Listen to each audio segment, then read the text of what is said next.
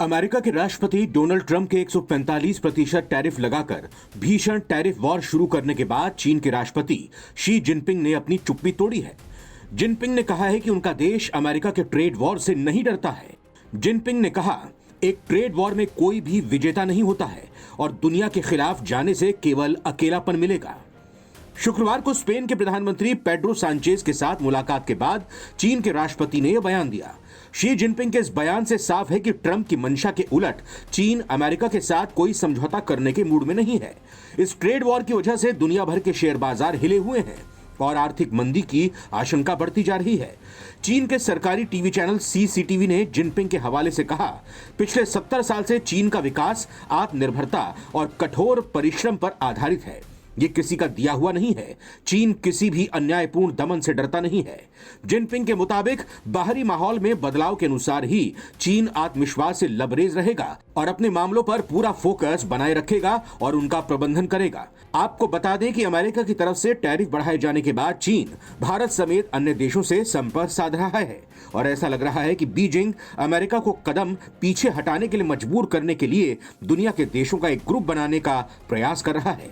हालांकि चीन की लाख कोशिशों के बावजूद उसे कोई खास सफलता नहीं मिल रही है, क्योंकि ज्यादातर देश अमेरिकी राष्ट्रपति डोनाल्ड ट्रंप के व्यापार युद्ध के केंद्र में आए चीन के साथ गठजोड़ के इच्छुक नहीं लग रहे। वैश्विक बाजार में मंदी की आशंका के बीच बुधवार को अमेरिकी राष्ट्रपति डोनाल्ड ट्रंप ने ज्यादातर देशों पर लगाए गए शुल्क को अचानक 90 दिनों के लिए स्थगित करने का फैसला किया। ट्रंप ने कहा कि ये देश अधिक अनुकूल शर्तों पर बातचीत करने के लिए राजी हैं। हालांकि उन्होंने चीन से आयात पर शुल्क की दर बढ़ाकर 125% कर दी है। ये 20% पहले से ही है।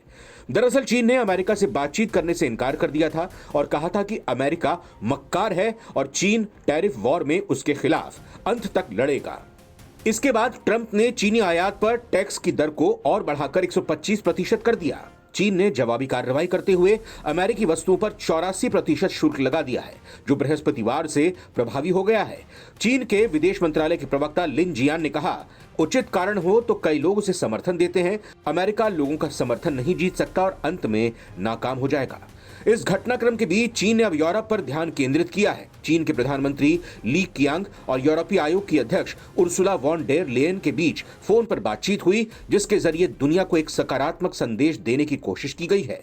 दोनों एक दूसरे के सबसे बड़े व्यापारिक साझेदार भी हैं। अब देखना दिलचस्प होगा कि चीन अमेरिका की इस जंग में कौन सा देश किसके साथ आता है।